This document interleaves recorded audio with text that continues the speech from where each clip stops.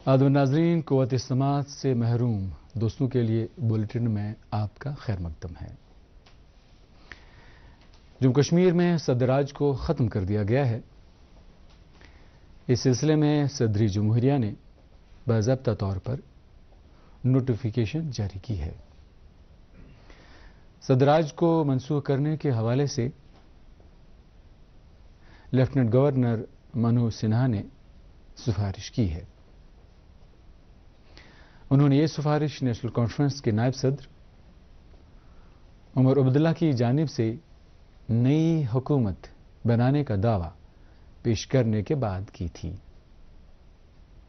جموں کشمیر میں جون 2018 کو صدراج نافذ کیا گیا تھا۔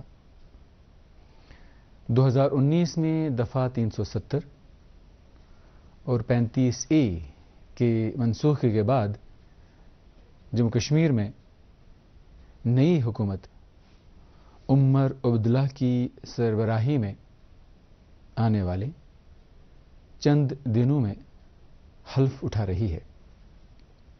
واضح رہے کہ اسمبلی انتخابات کے نتائج میں نیشنل کانفرنس نے 42 سیٹیں حاصل کی ہیں،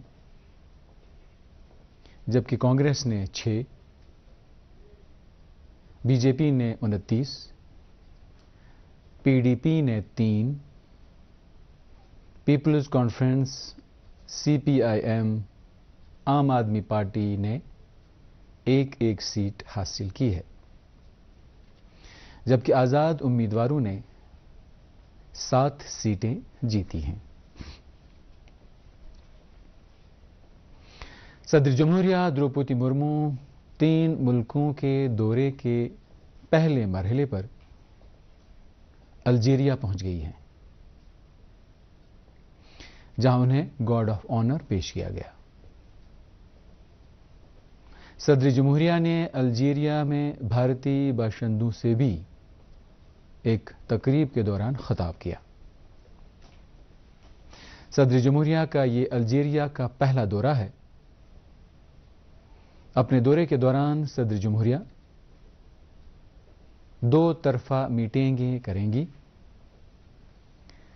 الجیریا کے اپنے 3 روزہ دورے کے دوران صدر جمہوریہ اپنے ہم منصب عبدالماجد ٹیبون اور دیگر سرکردہ رہنماؤں کے ساتھ بھی ملاقات کریں گی۔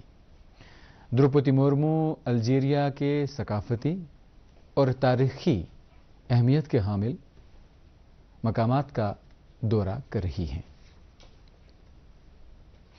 وزیر اعظم نریندر مودی نے پی ایم گتی شکتی قومی ماسٹر پلان کے 3 سال مکمل ہونے کی ستائش کی ہے اور کہا ہے کہ یہ پہل بھارت کے بنیادی ڈھانچے کے شعبے میں انقلاب لانے میں ایک بڑی تبدیلی ثابت ہوئی ہے۔ ایک سوشل میڈیا پوسٹ پر انہوں نے کہا کہ گتی شکتی سے کثیر رخی کنیکٹیوٹی میں اضافہ ہوا ہے اور مختلف شعبوں میں تیزی کے ساتھ اور مؤثر انداز سے پیش رفت ہوئی ہے۔ وزیر اعظم نے یہ بھی کہا کہ مختلف متعلقہ اداروں کے خوش اسلوبی کے ساتھ مربوط ہونے سے لاجسٹکس کو فروغ حاصل ہوا ہے اور تاخیر کے واقعات کم ہونے کے ساتھ ساتھ کئی لوگوں کے لیے نئے مواقع پیدا ہوئے ہیں۔ شمالی کشمیر کے داور گریز میں آگ کی ایک بھیانک واردات میں کم از کم 4 رہائشی مکانات اور 10 دکانیں خاکستر ہوئی ہیں۔ یہ آگ دوران شب اچانک ایک دکان سے نمودار ہوئی اور دوسری دکانوں میں آنن فانن پھیل گئی۔ فائر اینڈ ایمرجنسی محکمے، فوج اور مقامی نوجوانوں کی بروقت کارروائی سے آگ پر قابو پا لیا گیا ہے۔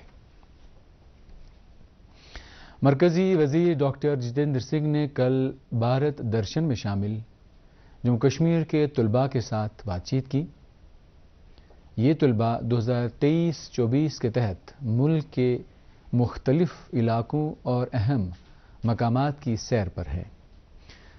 ڈاکٹر جتیندر سنگھ نے وزیر اعظم کی وکست بھارت کی پہل کو قابل تعریف قرار دیتے ہوئے کہا کہ اس پہل کی بدولت طلباء کو بھارت کے تیز تر سفر اور ثقافتی وراثت کے بارے میں جانکاری حاصل ہو رہی ہے۔ گورنمنٹ میڈیکل کالج سری نگر میں ویلی یوروکان کے موضوع پر 3 روزہ ورکشاپ اختتام پذیر ہوا۔ اس ورکشاپ کا اہتمام یورولوجی اینڈ رینل ٹرانسپلانٹ ادارے نے کیا تھا۔ ورکشاپ کے دوران گورنمنٹ میڈیکل کالج نے یورولوجی سے متعلق مریضوں کو دی جا رہی طبی سہولیات کے بارے میں جانکاری دی۔ ورکشاپ کے دوران ملک کے ماہر ڈاکٹروں نے یورولوجی سے متعلق نئی تشخیص کے بارے میں وزارت داخلہ نے جانکاری دی۔ وزارت داخلہ نے تمام ریاستوں اور مرکز کے زیر انتظام علاقوں کو ہدایت دی ہے کہ وہ 24 اکتوبر کو اقوام متحدہ کے دن کے موقع پر تمام اہم عمارتوں پر قومی ترنگے کے ساتھ ساتھ اقوام متحدہ کا پرچم لہرائیں۔ تاہم راشٹرپتی بھون، نائب صدر جمہوریہ کا دفتر، پارلیمنٹ ہاؤس، سپریم کورٹ، راج بھونوں، لیجسلیٹو اسمبلیوں اور ہائی کورٹ عمارات کو ان ہدایات سے مستثنی رکھا گیا ہے۔ بھارت نے بنگلہ دیش حکومت سے زور دے کر کہا ہے کہ وہ تہواروں کے دوران ہندوؤں اور سبھی اقلیتی مذاہب کے مقامات کو سلامتی اور تحفظ کو یقینی بنائے۔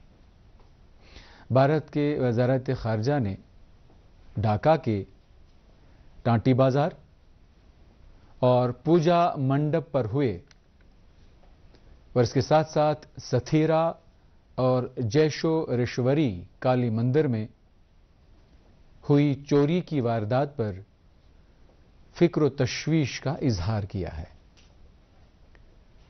وزارت خارجہ نے ان حملوں کو افسوسناک قرار دیتے ہوئے کہا کہ بنگلہ دیش میں مندروں اور دیوتاؤں کے استھاپنوں پر ایک سازش کے تحت حملے کیے جا رہے ہیں جنہیں فوری طور روکنے کی ضرورت ہے۔